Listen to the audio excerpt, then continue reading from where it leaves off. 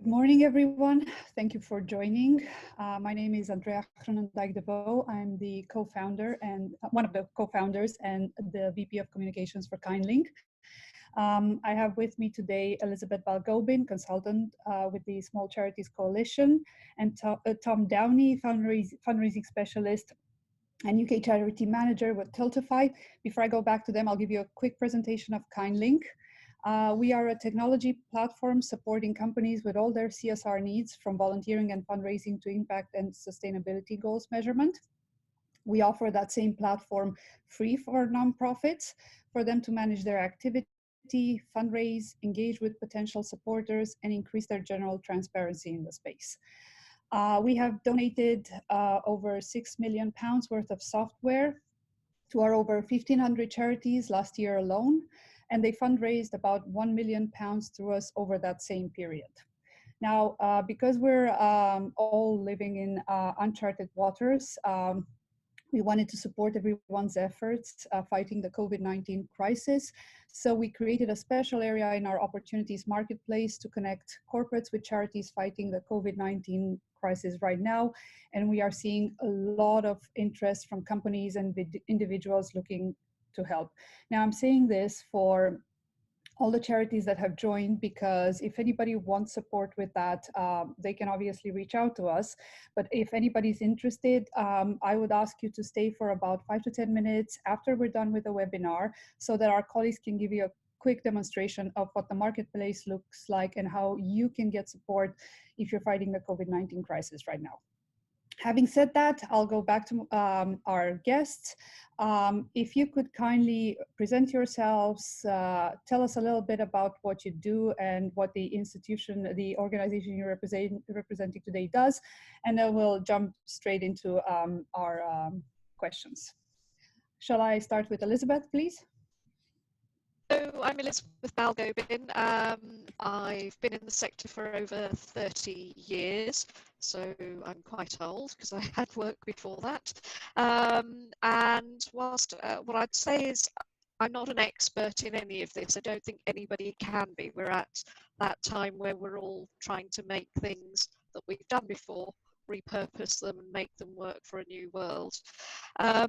I was interim CEO at Small Charities Coalition last year and worked on the appointment to get Rita Chadder, who's now the chief exec there. I had 20 years in senior management positions, mostly as a CEO running charities, but for the last 11 years, I've been doing consultancy and interim CEO work. And I also wear the hat as the interim Head of Equality, Diversity and Inclusion at the Institute of Fundraising. So I've spent more time with fundraisers over the last 6 months than I have in the whole rest of my career. Small Charities Coalition is a membership organisation. Membership is free to charities. They have narrowed things down a bit because small is a broad definition if you use the NCVO descriptors. So small is up to $1 million essentially, and for the very tiny charities, $1 million seems like a big charity. So the work is concentrating on those who are operating at 350,000 and under now. Thank you. Fantastic. And Tom? Oh, hi. I'm Tom from Tiltify.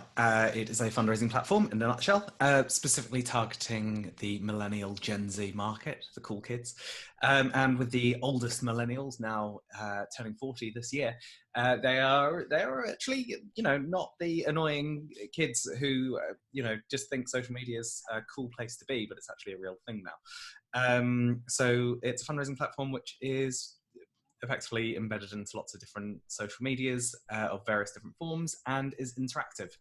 So people tend to donate, instead of one lump sum, they'll donate 5 or 6 times over and over again because it's fun. That sounds very, very good. If I can move back to Elizabeth. Elizabeth, we're seeing very, very different times than what we're used to. Can you give us a bit of an overview, a quick overview, because you're there in the trenches, you're at the forefront of everything that's happening, what charities are seeing. So you obviously have incredible insights into what the market looks like right now. So can you give us an overview? Tell us what you've seen, trends, if you will. I'm not sure that's the right word, but let's use it for the sake of the conversation. What is it that you've seen so far?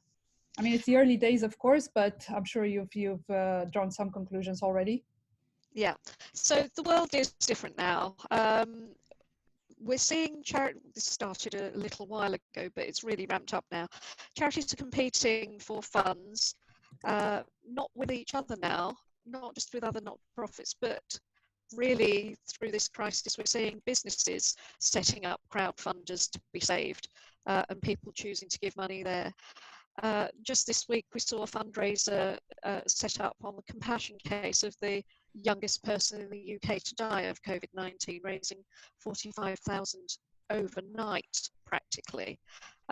Your hairdresser might be setting up a fundraising page for their work, and we're being asked to give in different ways. The other thing I'm doing is I'm volunteering grant assessing on one of the emergency grant programs.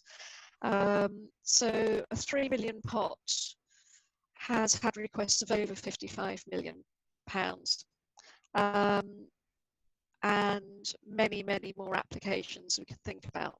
So there are good examples of that and bad examples. And I've had 20 years of being on grant panels and grant assessing. This is different. So people who are getting through are writing really clear, really short applications, not extolling their virtues from before, but talking about what they can do now and how they have set up in order to do that. The ones that are really bad, I'll give you one example, is an organisation that is not going to be doing frontline work, but decided that an emergency grant pot was right to sling in a £20,000 application to update their IT, as they wouldn't be so busy now. It'd be a good chance to do the IT work. So you really have to be thinking about what your donors are going to want to give it to when it says emergency appeals. This is going to have a really long tail to it. We've heard Public Health England saying they might have to switch on and off between us doing things. And I was listening to Radio 4 yesterday. There was a report from Wuhan where it was saying that people are reluctant to go into busy spaces, and people are expecting to remain physically and socially distant for the whole rest of this year and possibly into next year. Sponsors are postponing events, but some are actually cancelling them. So an Ironman competition that was used as a fundraiser has been completely cancelled because the sponsor is pulled out and it's not going to be their focus going forward. More centralised volunteering on one hand and hyper-local mutual aid volunteering going on at the other. So you need to understand where your niche is and where you're likely to get most. And where businesses wanting to volunteer, Volunteering Matters have actually set up a sign-in sheet for businesses and skills to share during this lockdown period. We're seeing colleagues, funders, volunteers and clients in different ways because we're going into their homes. They're not as stressed up and often have their guard down. So there's a chance to build relationships that we can look at in a different way. But there's also I think there's a risk that we forget about our professional boundaries sometimes. Seeing somebody in their pyjama tops or with their, without their makeup when you're used to seeing them in a different way means we might set up a familiarity that will not last when we get back out into the real world. The other thing I'm seeing is a mutuality amongst people. So I'm sure Tom knows Beth Upton is offering to match fundraisers together for mutual support and skill swaps that they can all develop. Institute of Fundraising has had a whole series of blogs written by Think, and Ruben Turner's written a blog that's on LinkedIn, Why Are You Asking?, which is asking some really deep-seated questions. And Ian McClintock's got a daily update of the resources on emergency funding activities. What I also know is that fatigue and boredom will set in. We're all at the hyper-working level at the moment, just you know, your Twitter feed is completely mad at the moment. The number of meetings we're having to attend seems to be more, not less. And so I've got some takeaways, but I think we'll come on to those later. Yeah, that's great. That's fantastic. I've written down a lot of the points you made. We'll come back to them for sure because it's very interesting. I'll quickly go to Tom now. If you could give us a bit of an overview, same question. What have you been seeing in your space? Mass outreach.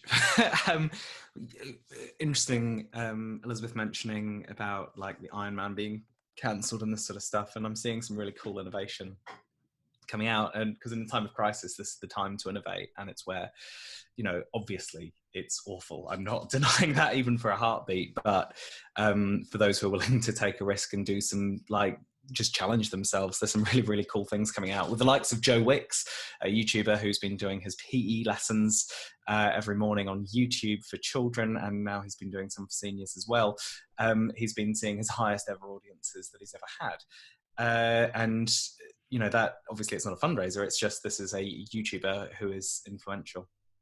And the reason I mentioned that is we're seeing people who would have been taking part in a run or a walk or whatever, unable to now take part in it, but able to still, you know, film it, stick it on Facebook or YouTube or Twitter, or make it live on Twitch or whatever, and these various social media platforms. And at the moment, like to schedule an hour for this call, I had to carve out some time because I'm absolutely inundated with people sort of jumping on this. We've seen child.org, the cool charity, have been using our platform as a quiz, an online quiz way, which is super cool. They've been absolutely smashing it, and I love what they've done. We've seen the likes of Cats Protection at the moment. I know they're obviously a bigger charity, but going out and just getting people fundraising for them while playing computer games and doing that sort of stuff. We've seen some really cool fitness ones, and next, and Jacksepticeye, who is a big YouTuber, whether you've heard of him or not is up to you. He's just today launched a what's it called, help from home, hashtag help from home, or home help, can't remember. Anyway, Google it, just look up Jacksepticeye, you'll see it, and it's probably going to raise somewhere in the region of about 20 million next from the 7th of April. So there's some really cool, innovative things happening in the digital sphere, and it's where people are hanging out. So yeah, that's one of the things. So engagement is a key word. Before I ask my question, I wanted to remind everybody that we have a questions Q&A section at the bottom of your screen. Feel free to shoot over questions for our guests. I'll read them out for them as we're going through the webinar. We also have a poll in there. I think my colleagues have shared it. Please feel free to have a look, answer if you have the time. So about engagement, going back to what you were saying, Tom and Elizabeth, how do you successfully continue to engage with your supporters? You've given some examples, but I want to sort of emphasize the question. You're not interacting with them in person. They're not seeing your work. We've seen a massive increase in impact posts on KindLink from our charities, looking to make sure their supporters know what they're up to. So they've been doing this for the past 2-3 weeks. Obviously, that's the right way forward.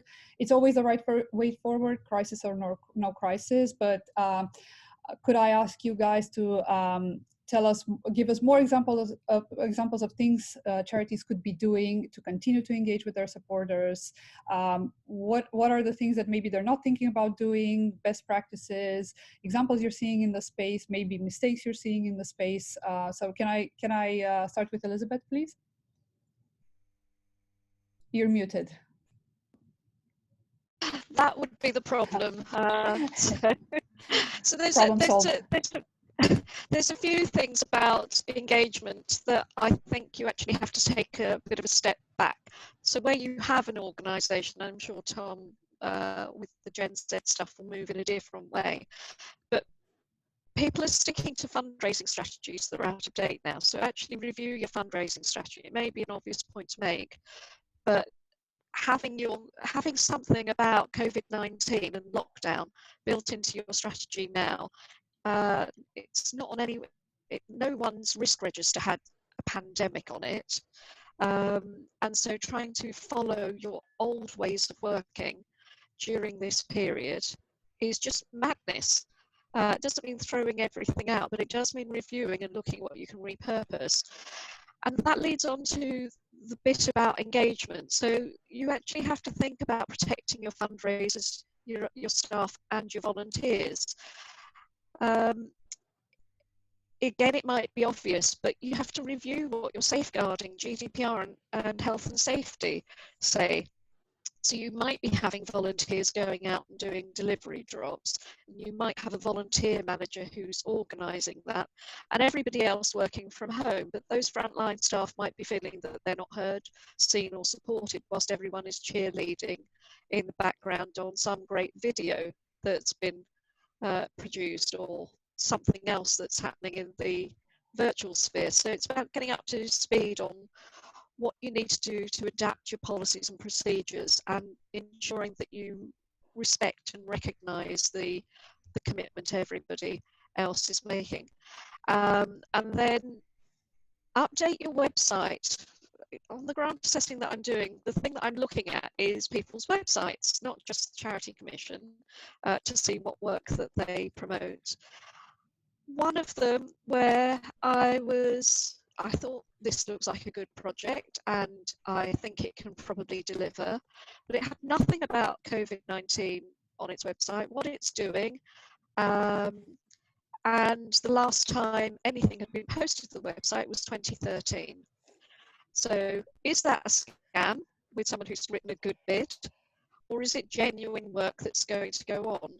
And your website needs to be authentic. You need to be showing that you can be trusted. Show what you're continuing to do, whether people are furloughed or have had to leave and you've had to leave, what services you've mothballed and what you're permanently having to close as you make the changes.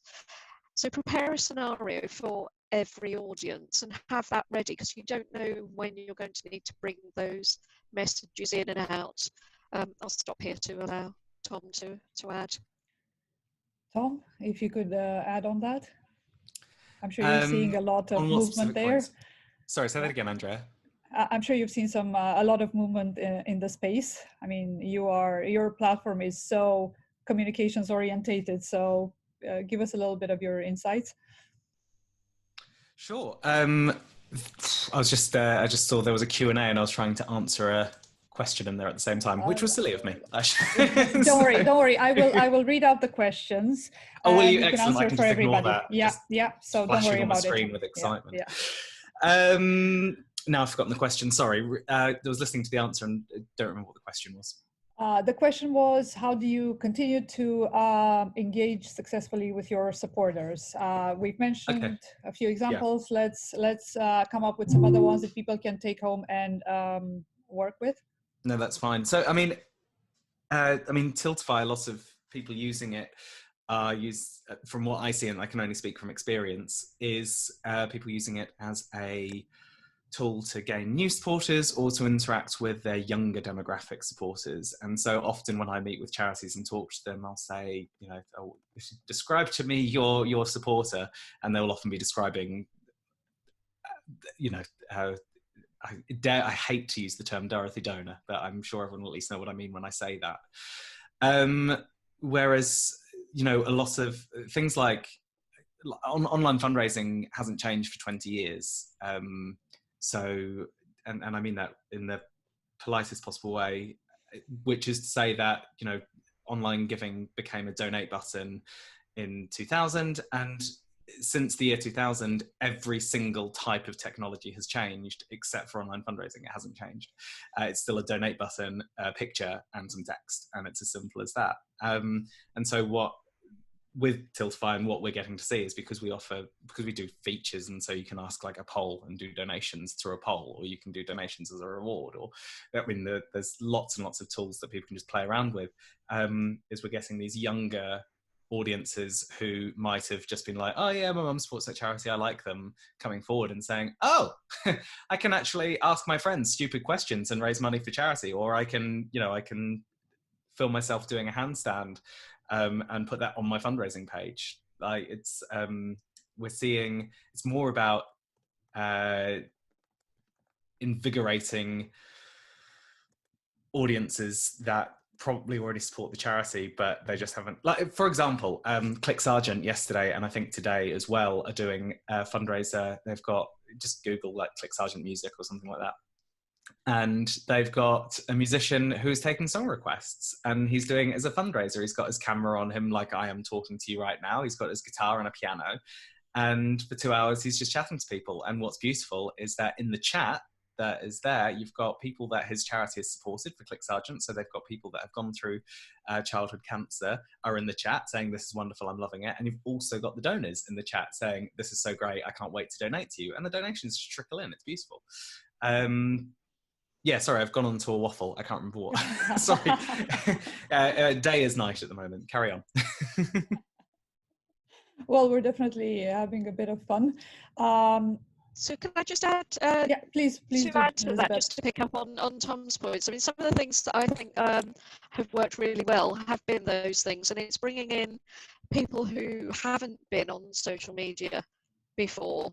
So people sending their grannies and their elderly relatives tablets that they can remain connected, and showing them how to use things like Zoom. So I sent a care package to my dad, who is self-isolating with a couple of friends. So I've got a group of older people who are supporting each other by living together during this phase. I sent them a box of treats, and the response I had back from the wife of the friend that he's staying with was, oh, thank you for the wine. I'm having my first Zoom party with my friends on Friday, so I'll open the wine then.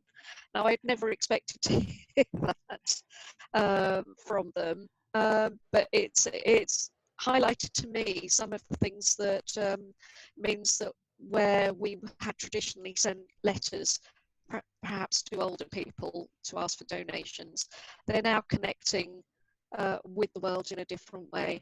And so some of the things that I've liked seeing is where people are actually talking about what their charities do, and that brings people in on social media, raising a bit. I don't think people are doing enough to raise the awareness of the stories of the work that they do and the impact that they're having, whether it could be quick work or some of their older stuff. But if people know what's there, and then they can go to your website and do the more traditional donate button, but you might want to add a I want to support you in another way button, I want to volunteer with you button, or I need support from you button, and increase the engagement that way. And then there have been really lovely things to see, like a film, the April Fool spoof that National Trust put out last year, I think it was, resurrected this year with a donate to us on it. So if you haven't seen it, it's the Brownsea Island squirrels, and where they lay out a nut trail, so with pointers for the squirrels to find. So that's picked up a lot of traction. So something that was an April Fool's joke last year being repurposed and put out on social media now is drawing attention to the National Trust, and pointing to a future when we can go out again and enjoy those resources. Mm-hmm. And actually, because we're talking about the more general space of charities, I mean, a lot of people, not everybody, a lot of people are now focusing on fighting the COVID-19 crisis. So it might be slightly easier for charities involved in that space to get support. But what about those doing other things that are not tied into COVID-19? How do you continue to draw support for your cause as priorities across the business sectors and at an individual level have shifted towards survival in many cases? And someone has sent us a question, essentially underlining the same question. What about those charities whose work is not deemed to be emergency or essential to the wider donor population? How do they cope with the diversion of donors to the emergency charities? And if I could ask everybody to actually put in their names and present themselves when they ask the question, that would be amazing. Elizabeth, do you wanna start, or should I let Tom take that one? Do you want to go first, and I can add? Sure thing. This was about charity. Yeah, so I was just trying to find the question so I could read it properly, but it was about the what about us non-COVID-19 charities, which is a really fair question, and obviously everyone's affected by this. So I'd argue that there isn't such a thing. I've seen some really interesting campaigns. Just like, again, I'm just using ClickSergeant as a reference because I was talking to them before I came onto this, but they. Arguably, one could say COVID-19 doesn't affect cancer research because it's not. But you've got people who are high at risk, who are basically. I'm not even going to go into it, but you can always find a case for support, even if you don't think it's relevant. I genuinely believe that. Firstly, and secondly, like your existing supporters. Like if they support you, they're not going to stop supporting you because you're not COVID-19. That wouldn't. I mean, they're not very good supporters if that's the case. That's probably. I think it's more about people putting things on hold. A lot of corporates have, and it's also about with the corporate stuff. Finding new I do have supporters. an answer for that then. Yeah, so some of the cool stuff I've seen is I'm just going to close this webinar chat because it's really distracting me. We've seen some really cool things where people are uniting together. So where you've got people who would have done, they're having the meetings like this, where you've got 1,000 boxes all around the screen, or however many people are taking part, and you can do some fun fundraisers, like with the features that we've got. You can, set some fundraising milestones, for example, in the same way that you would have done for a bake sale or sell rewards. It's hard to describe this stuff without sort of showing examples. So I'm sorry that that we're sort of transfixed like this. So I'll sort of try and describe them. You kind of have to look at the website to be like, oh, okay, cool. I see why this is useful. But the sheer ability of being able to interact a video and have donations trigger things that happen, like if I get to this target by 5 o'clock tomorrow on my conference call, I'm going to wear a blue wig for every meeting or something like that. So you're engaging the charity angle. I saw Brain Tumor Trust with this is nothing to do with us, I just saw it. They had their wear a hat day, and they managed to get everyone wearing their hats on their conference calls, which is a really nice way of engaging people. There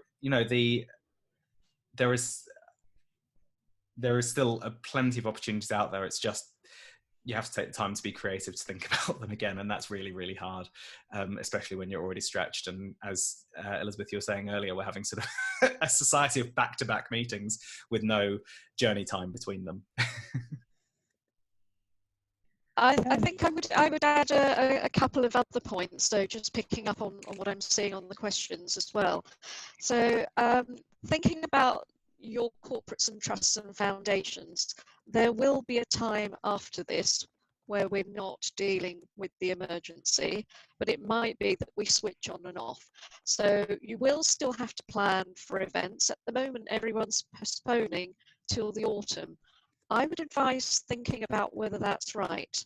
I think we're going to hit a problem that no one's planned for, which is everyone saying that we'll do it in the autumn, and then we won't have venues, and everyone will be tired because they'll be trying to do their event in the autumn. So think about how you can repurpose what you were planning for the future. There's a really important campaign, if you haven't picked up on it, that is about us surviving to have a future. So go and look at the CLG resources. We've got to reach central government urgently to get a package for the sector, which is not just about emergency grants, which are generating millions. We need billions, and that's got to come through. We've got to be seen as a business enterprise for them, not just about the jobs and the money that's generated, but because of the future of rebuilding society after this and continuing to do work. So animal charities are still going to need to support animals. And for you, as animal charities, you've got animals that you can post up on social media. They will do well. But get the pack, put every day counts, the hashtag every day counts, and save our charities, the hashtag save our charities, on everything you send out. Write to all of your MPs, write to your local councillors, because this isn't just about national money, it's about what happens locally and the decisions that are made locally. So cash-strapped local authorities have been cutting back. Where they have been supporting you, now is not the time to lose that. For trusts and foundations, yes, a lot of them have some of them have got their large reserve sitting there, and now is the time to make the argument that they need to release some of those for ongoing work. So some trusts and foundations are doing emergency and continuing their normal grant rounds. So in London, City Bridge Trust, for instance, has launched its normal grant round for a future, as well as paying into the London Emergency Fund pot and hosting that. So they're having to ramp up the work that they're doing. So don't think about this as just now. Think about how you engage with people to remain with you for the longer term. So some of the people you pick up now on the quirky thing you might be doing that might have an emergency response to it might be people that you can convert into long-term supporters beyond what you're doing now. For a lot of people, I know I've had some conversations with people who are saying, oh, it's getting like overseas appeals, everyone's asking for an emergency payment from me. We might be putting off some of those people, so think about how you channel your messages to different audiences. Some people, as I say, that National Trust video for me really spoke about being able to go out there again at some point. And so it could be that one of the things that you do is you think about talking about the summer when we might be allowed out, or next Easter, and planning for that and getting people involved with your work to be there for you next year. But you can only do that if you survive till next year. Thank you, Elizabeth. And on the topic of essentially getting money in, obviously fundraising has been a massive thing right now. It's a big part of a charity's yearly budget. How do you continue to successfully fundraise while in isolation? And we've touched upon that a little bit. We on KindLink, we've seen a significant increase in amounts fundraised compared to March last year for the month that just ended. It's in the triple figures.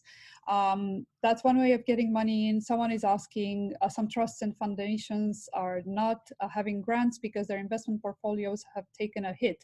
Is there anywhere you can go to find out which funders are open to receiving bids, or is it case by case? So essentially getting money in, how do you do it right now? We've given some examples. Let's sort of crystallize in our answers in a few examples that we can help people with to essentially find a way to get some funding in. If it's emergency funding, do look at Ian McClintock's daily updated resources, because he's been collating where all the emergency funds are. Some areas have funder networks, and some of them are pooling things together so that they will have joint bids for emergencies, but also for future work. So they're trying to make their money go further by perhaps not duplicating it. It's a tough environment at the moment, and as I said right at the beginning, we're not just competing with other charities and not for profits for people's money now. we're competing with small businesses and with compassion cases. So do look at the trusts and foundations, but be really clear about what you need and what you're asking for. Identifying your need, we can all believe that we are the most important charity in the world, but don't put in that bid for updating your IT to an emergency fund. Find the funder that would be better suited to that. And if you weren't able to find them in the good times, it's unlikely you're going to be able to find them in the bad times. So really think about what it is you need to fundraise for. The thing I talk about when I am not dealing with emergencies is people thinking about their 6 degrees of separation for relationship building. Now is not the time for you to be approaching a corporate cold with something that you haven't thought through. So being clear about who you know, who might know that corporate, and getting yourself the time to get something together that matches what they're interested in. A lot of the supermarkets are doing food only now, whereas before they might have done children or older people. So think about where their priorities have changed as corporates. And then the other thing I think about the longer tail on all of this is how we behave as charities, how we behave as employers. How do you want to be remembered? We will all have to answer the question, what did you do during COVID-19? And do you want to be remembered as like Wetherspoons or Fullers? Like a football player and football clubs, or like Timpsons?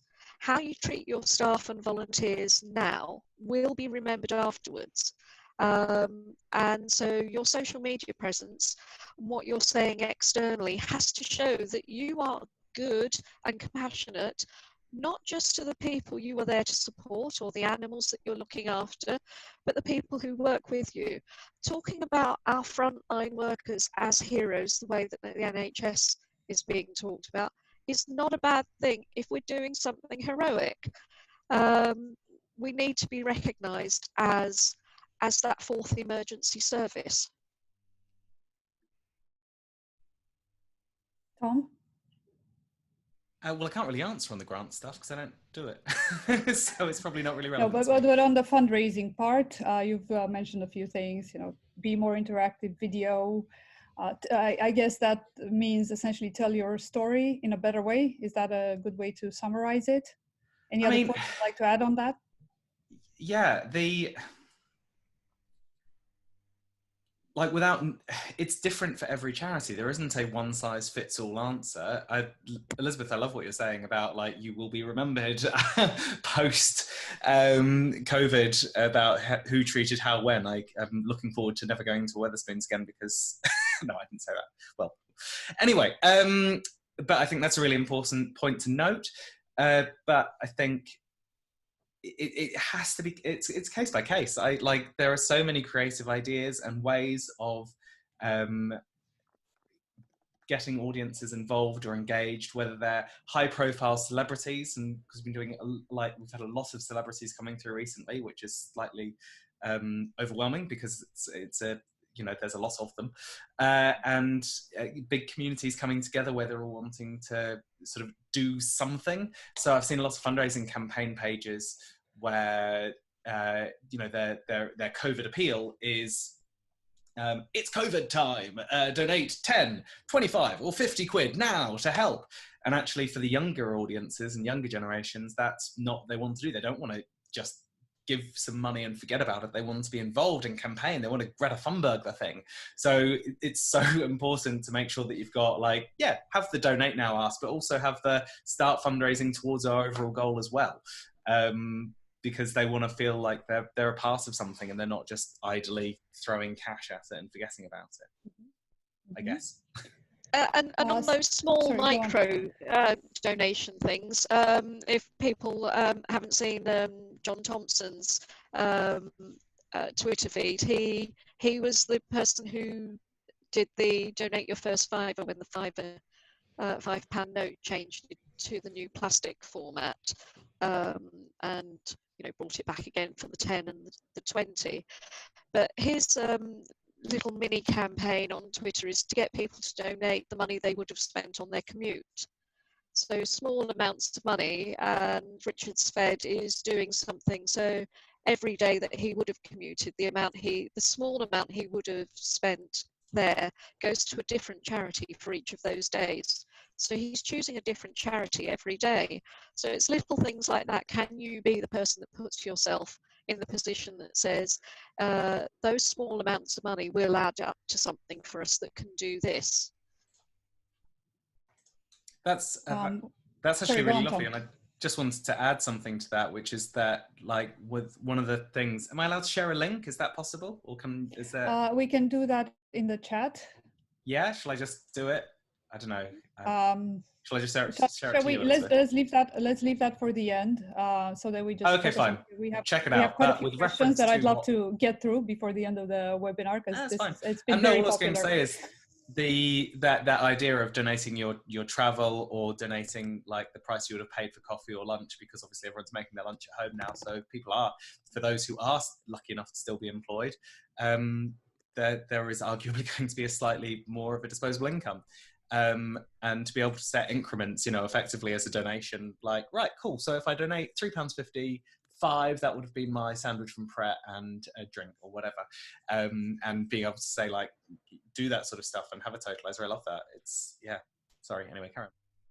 We talked about becoming more digital, and we've seen a doubling of the number of registration of new charities on our platform, which essentially allows them to have a digital presence and show the impact they're having. They're also looking for volunteers in our marketplace to get help with becoming more digital, which is something we didn't see before, which tells me two things. One, a lot of the charities have understood the idea that they do need to increase their online presence, but it also tells me that they don't have the resources, the in-house resources to do that.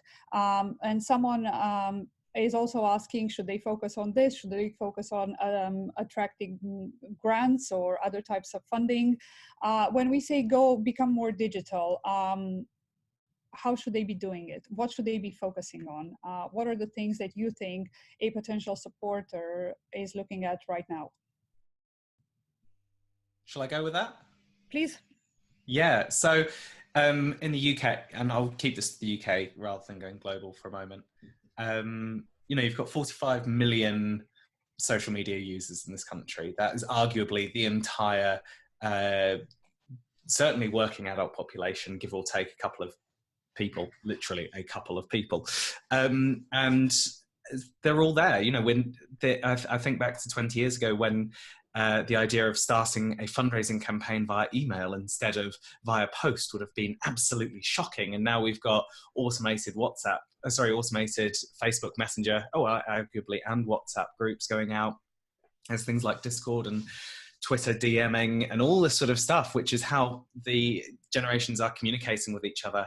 And right now, even more so, like the footfall on all of these websites, like the YouTube and Twitch. Twitch is a live streaming website where originally it was all computer gaming, and now their biggest channel is called Just Chatting, which is effectively doing stuff like this. I'm going to be doing a stream later on just me chatting, really. But there are the brave new world, and the thing is that what's going to last and how's this going to stay. And actually, Elizabeth was talking about how you have to think post, but actually a lot of these things will be lasting changes. So people will be coming across these websites and thinking, actually, that was quite good. I think I will continue to watch things like this in this way.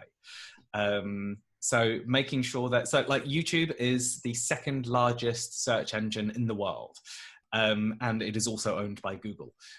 So making sure that your SEO and the description that you've got about your charity is absolutely top notch, so that when someone searches you, you appear on both those things. Making sure your videos, content that you've got out there is, again, decent, even if you don't have a huge budget and you've just got a webcam, at least making sure it's stationary and that you've got okay sound quality, rather than just holding a camera up and being like, oh, hey guys, yeah, so it's me, I'm just a really small charity. I've seen so many of those videos and they're awful. So making sure that you've got those things. There's so much free editing software out there that you can really make it look good.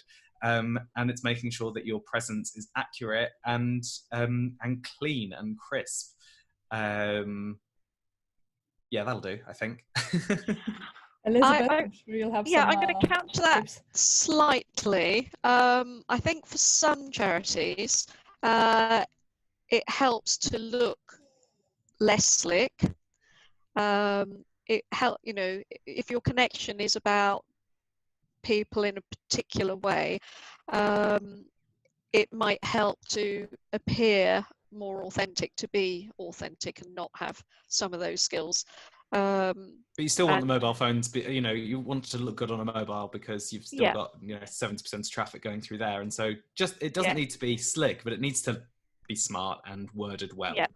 Yes, yeah, and I'm not suggesting that people should do everything entirely off the cuff. So that thing about, I said right at the beginning, is reviewing your fundraising strategy and having a message ready for every audience is important, because I think we will continue to use digital, because now, wearing my equality and diversity hat, all of those arguments about you can't work remotely, I need you in the office, kind of aren't going to stack up so well in the future. Once we've got people engaged with us who have that familiarity of seeing us on screen and being able to connect with us at 2 o'clock in the morning through a video or whatever, it would be daft to lose some of those connections, because those people are the people that we want to carry with us into the future. The other thing I think is important is it goes back to that how do you want to be remembered point. The thing that we already know from our digital footprint is people can see all the bad news stories about us as well as the good news stories. So getting our governance and leadership and behaviours right, so that people see good things about us at the top and not the bad things about us at the top of their search, is going to be part of that lasting legacy on digital. Okay, if we quickly go through some of the things we've put together so far in terms of what people should be doing, just a quick overview of some of the things you've said that I've written down. Get support through your network is one of them, and then maybe you can help me add some more, just because we're getting close to the end of our webinar and I want to make sure people have actionable points. So get support through your network. Essentially, the people you know are the ones that are going to open the doors for you. Maybe now is not the right time to be cold calling companies for their support. It's probably easier for you to just go to the people you know and have them open doors if at all possible. Engage with your supporters, communicate. We've looked at some of the ways we can do that. Tell a good story when you do that. Focus on the story.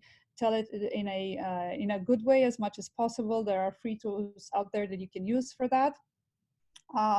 Ask others to speak on your behalf.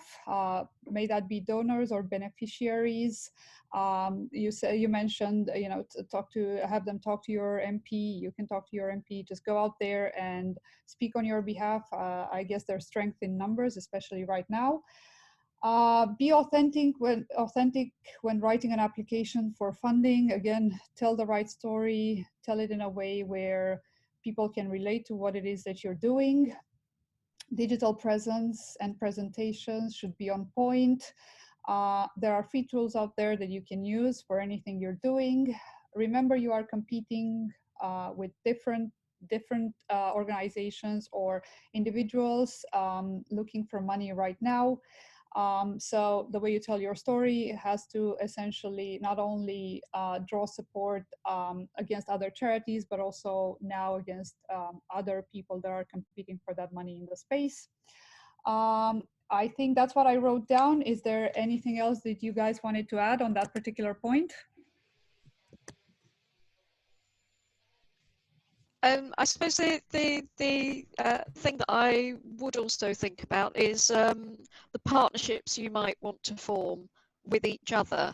So if you have charities, we all have a sort of supply chain for, particularly in the poverty charities, we act as a supply chain for poverty, essentially. So taking somebody out of homelessness, then moving them onto jobs and skills, and then supporting them with mental health.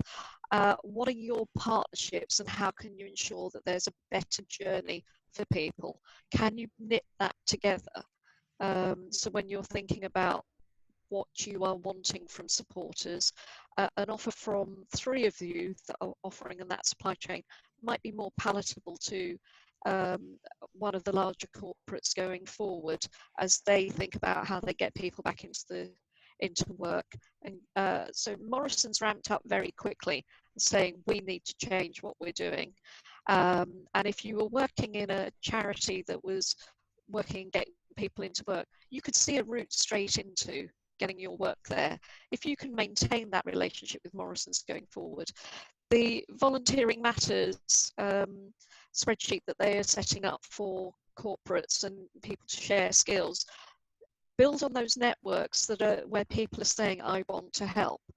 Keep your eyes open for when you have a celebrity who's like something that you're doing, and whether you can get them to present your message for you, because they'll have a bigger audience. And be consistent with things like hashtags, because I got very angry on Twitter last week and I was rebuked privately for it, but I'm going to say it again. At the point where we were saying charities are about to fold, charities, Save Our Charities and Everyday Matters was not trending at all. What was trending was wanking in UK Twitter. And that made me really angry that we have not got a collective enough voice to make the case for our survival. So now is the time for us to work together, for us to have a future, because we're, economists are predicting not a recession, but a depression going forward. For a lot of us, that will mean our work will ramp up. We need to be there. And I want us to be strong and connected and doing the amazing things we used to do, and using the time where we might not be delivering in the same way to work out what that new delivery mechanisms need to be. And on that, actually, because posting on social media is not easy, there are tools out there that help you schedule your posts. I'm sure a lot of people know about them, but for example, Hootsuite is very, very easy to use. It lets you have 30 posts scheduled for free at any given time. It probably takes about an hour a week to schedule to do that. Plan your social media posts in advance, and then you have content for your social media channels. And then of course you can manually add more things as things are happening, but at least you're covered on that. And it's a free tool. I'm sure there's a lot more out there. So just look into finding free support, because that way actually the collective voice can be a lot stronger. Elizabeth. I'm sorry, Tom, did you want to say something on that? I suppose the only thing that I would add is on the charity front is when people are doing fundraising and the events type of stuff that you've got out there, it's important to remember that you don't need to appeal to everyone. You just need to appeal to the people who are doing the fundraising for you, because people are going to make the donation to the person just as much as they are to the charity, if not more so. So like when someone's doing a London Marathon, for example, and they're fundraising for, I don't know, cleaning up litter in my local area, they're not fundraising to clean up litter in the local area, they're fundraising to support me doing the London Marathon. And so that's still very much the case. So it's always worth considering that now as well with your charity. We still have a few questions in the Q&A section, but some of them are quite technical. So what I suggest is that I liaise with our panelists afterwards and publish their specific answers on kindlink.global, our magazine, because I think that makes it easier. I will ask a final question of the two of you. We talked about when this is over. What will that look like? Will we go back to a type of normal? What will the charity space look like when when the crisis ends? I don't think anyone knows that. Best guess. Yeah, I mean, it will be a bit more digital, for example. Yeah, of course. Sure. Like I think new things will. Whenever there's a huge crisis or whenever anything massive happens, big things change. And you look at like live streaming and the internet, for example. Just as my field of operation, it started in Elizabeth, to reference the wanking thing earlier, it started in the gaming industry and the porn industry, and some of the greatest inventions came out of war and this sort of stuff. And like, I think there's going to be some really, really interesting, innovative things that there is absolutely no way possible to predict what's going to happen, and that's okay. I think there's a potential here for a slight shift in how we view the sector. So there has been a little bit of schism. There was a letter in the Times, I think it was yesterday, saying that Cancer Research UK should not be asking for any money. They have vast reserves and they should be drawing down on that. And if that's the view of the general public, that the big household names have lots of money, so why are they holding out a begging bowl at this time? If that trickles down to all the rest of us who just do not have that, then we're all doomed. So there is a bit of, we have to be united, but we also have to show our difference and being really clear. So Tom's point about you give to the individual, making it that individual story when it's a small charity, when you can show the difference that your one thing makes. Now, cancer will affect loads of people, and so that's not going to change the behaviours of those who are committed to dealing with cancer. But when we have a public discourse that is happening now much more out in the open about who is trusted and who isn't, what they're holding as money, people don't know how to read charity accounts, that they don't understand when they see a big number. For a lot of us, when we're showing reserves, it's not real money, it's the assets we have, and we can't pay staff on assets. I think the future is also going to be interesting in the short term. When we start to emerge and go back into offices, there is going to be, within organisations, there are going to be those who are furloughed and those who weren't. So we could potentially have two organisation dynamics running there. So there is something about making sure that we keep everyone involved. So even if someone is furloughed, don't ignore them. They still need to know your key comms messages. Don't forget basic HR things.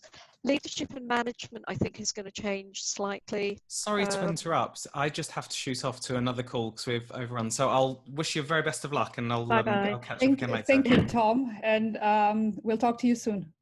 Thank you, Tom. Sorry, I'm whittling on. Just on. No, that's fine, so I'll just try and keep it shorter. I think there's 4 things that I'll say. Is don't forget your values. Be values driven in all that you're doing. Keep connected, keep it human, and be authentic. Fantastic. Thank you everyone for joining. Thanks to our panelists, Elizabeth and Tom. We will have the webinar and answers to your questions available on KindLink Global